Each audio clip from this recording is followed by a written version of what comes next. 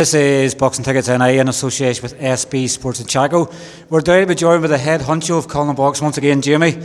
I'm going to say probably a week of mixed emotions. I think at some stages today I was getting messages flat out from people going, is the fight card going to go ahead? Because when they see a double obviously absence on fight day, I think people feel the worst. Are you relieved that tonight's over now and you can sort of look ahead to next year? Listen, it was a hard week, very hard week with various different things falling through. It was a real smack of reality in the promotional game. These things happen and we just have to learn to adapt and adjust and keep moving forward. But I think tonight really proved its worth. Everyone who was on the card were exceptional. Thought it was a great night of boxing, great night of fights, great matching, and every fight was competitive to an extent. So, except for Mick, he put on a one-round demolition job, and that's kind of what you want for the main event. When a night is like that, that was the icing on the cake, and yeah, it puts to bed. It makes me probably think that like a bad golfer playing 17 holes crap and hitting a great shot on the last hole, that yep, all worth it, and I'll do it again. People obviously are very quick to judge it, I guess, when all five fights come off obviously the card this week.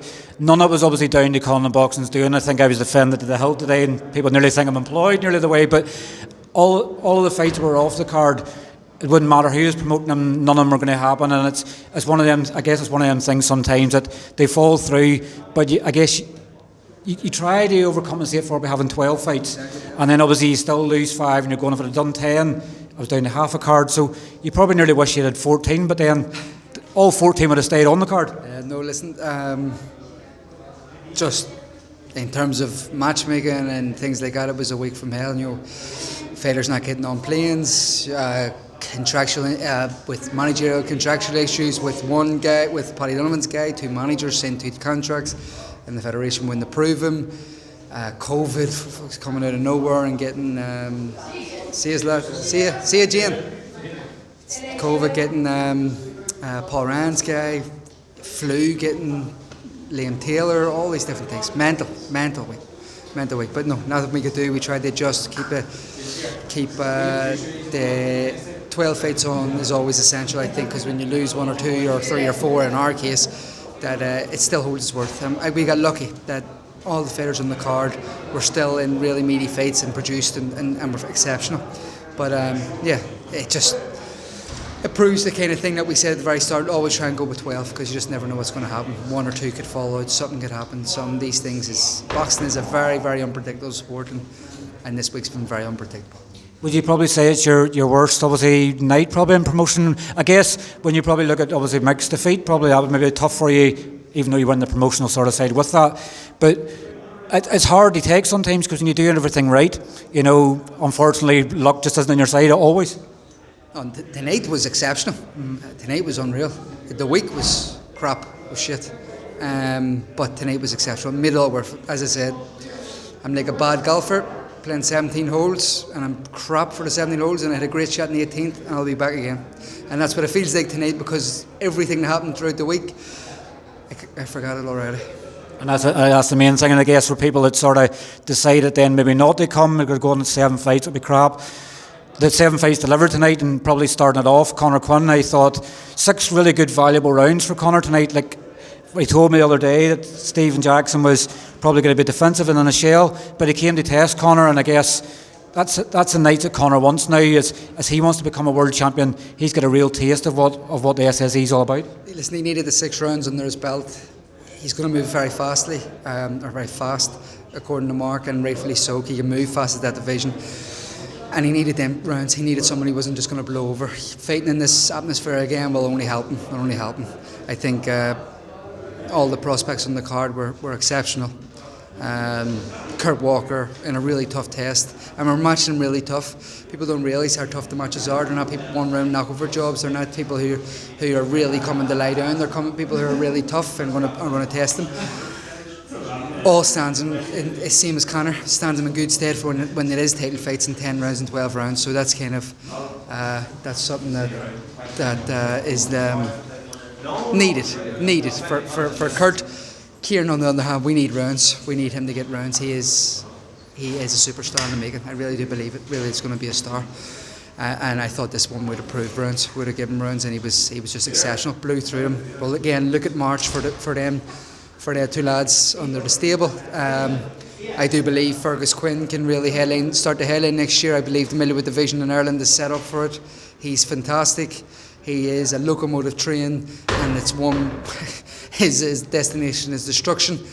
He's there's loads of fights out there with various different promoters. Speaking to Mark, speaking to Ian, all the different lads on the island, and I think we can make some exceptional fights. And he said to me that Balik would turn up tonight and prove that he can be a main event, and that's what we're going to do. We have 5 fights next year with ESPN and TG Carr, hopefully, and we coincide them together. And Fergus will get an 8 in the Ulster Hall, and again Sean McComb will also get an 8 in the Ulster Hall because he's a title now, and he proved his worth. People came out, supported him as they always have, and Sean McComb 2.0 was what he performed with one hand, and that's a testament to him, his fitness and his adaptability. And he said he is a world class athlete, a world class and elite level fighter, and exactly he just went and proved that.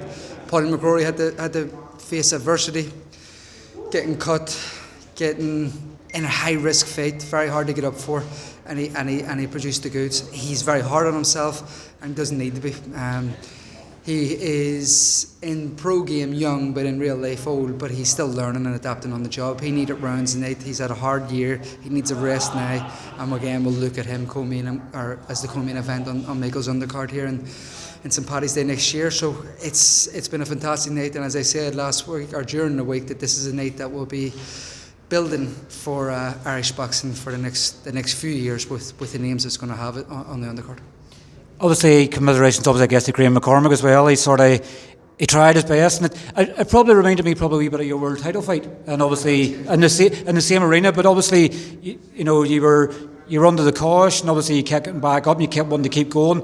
Graham's corner done him a favour tonight, and obviously spoke to Sean afterwards, and sometimes that came in awkward conversation afterwards. But Graham obviously admitted he was getting outclassed, and Fergus, to be fair, Fergus was always very quiet, but he backed up obviously what he said. He said, we're going to see who can break each other down. I think I said to you last week, there's a battle to see who can break someone down.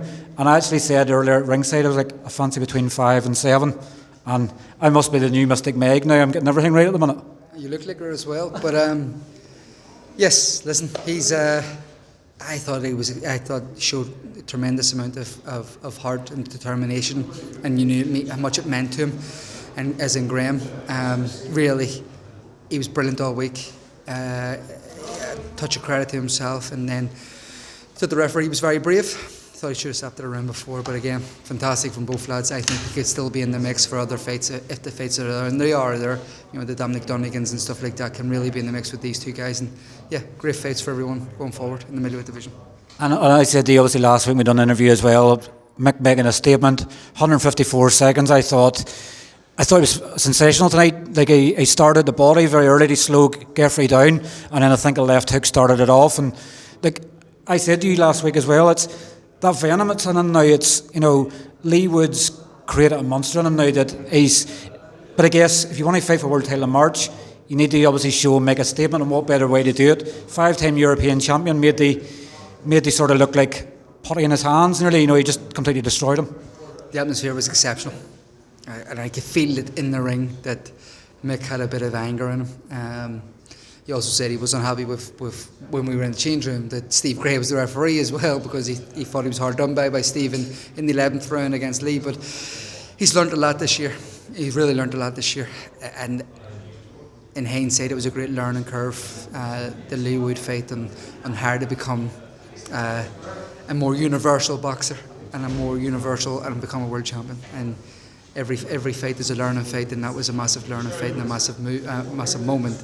And then fighting Miguel Mariaga so quickly after, a heavy-handed, real high-risk, heavy puncher who's going to be there to the very end and taking shots, was a massive chin check and a real demon bit to bed. Tonight was about him. It was about putting on a statement.